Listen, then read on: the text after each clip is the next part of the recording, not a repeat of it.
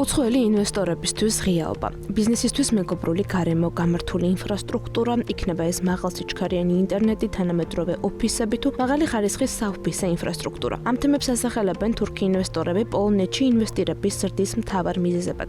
საქმე იმაშია, რომ მიუხედავად პოლონეთში პირდაპირ უცხოური ინვესტიციების მკვეთრი ვარდნისა, რომელიც 2000 წლიდან 2024 წლამდე პერიოდის მონაცემებით დასტურდება და მაგალითად თუ გასული 20 წლეულის განმავლობაში უცხოური ინვესტიციების საშუალოდ ქვეყნის მთლიანი შიდა პროდუქტის 3.7%, ანუ 29 მილიარდ 800 მილიონ ევროს შეადგენდა. 2024 წლის განმავლობაში ეს მაჩვენებელი დაეცადა მთლიანი შიდა პროდუქტის 1.6%, ანუ 13 მილიარდ 400 მილიონი ევრო შეადგინა. თუმცა იქიდან გამომდინარე, რომ ქვეყანა კვლავ ძლიერად ინტერნაციონალიზებულია, 2024 წლის ბოლოსთვის უცხოური ინვესტიციების საერთო დაგროვილმა მოცულობამ თითქმის 322 მილიარდ ევროს მიაღწია და წინა წელთან შედარებით ზრდაც დააფიქსირა. ინვესტიციების ყველაზე დიდი მოცულობები პოლონეთმა ნიდერლანდებიდან, გერმანიიდან და ლუქსემბურგიდან მიიღო, ხოლო უმსხვილესი კომპანიების წარმომავლობების მიხედვით გერმანია, ამერიკის შეერთებული შტატები და საფრანგეთი ლიდერობენ. და ამ ყველაფრის ფონზე ყურადღების ცენტრში კაპიტალის ახალი წყარო თურქეთი მოექცა. მიუხედავად იმისა, რომ თურქეთიდან პოლონეთში მიზიდული პირდაპირ უცხოური ინვესტიციები ჯერ კიდევ მცირე ნიშნულზეა და 2024 წელს საერთო ჯამში 153 მილიონ დოლარს მიაღწია, ბოლო ტენდენციებმა გამოკვეთა, რომ სულ უფრო მეტი თურქული კომპანია ირჩევს, რომ საქმიანობა პოლონეთში განაგრძონ.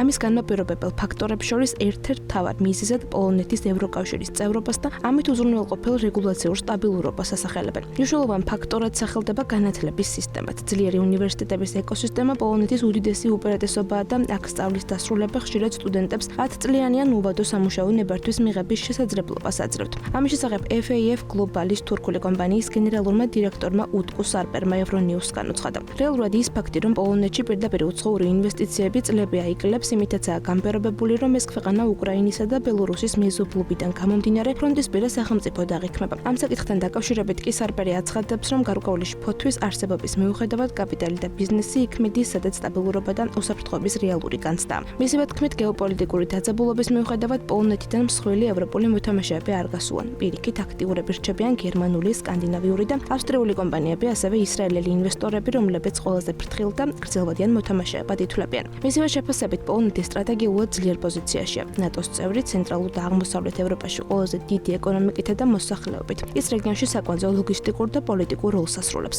რადგან თურქეთის მხრიდან განხორციელებულ ინვესტიციებზე ვსაუბრობთ, რომელიც ჩვენი მეზობელი ქვეყანაა, ცხადია საინტერესოა, რამდენად მზარდია ამ ქვეყნიდან მოზიდული პირდაპირი ინვესტიციები საქართველოში. თურქეთი საქართველოს უმსხვილესი ინვესტორი ქვეყნების რეიტინგში მეორე ადგილს, დიდი ბრიტანეთის შემდეგ იკავებს. ამ შემთხვევაში წინა წელთან შედარებით ზრდაც ფიქსირდება და თუ 2024 წლის მეორე კვარტალში თურქეთიდან საქართველოში შემოსული ინვესტიცია 24 მილიონ დოლარს შეადგენდა, 2025 წლის მეორე კვარტალში 54 მილიონი დოლარი შეადგინა.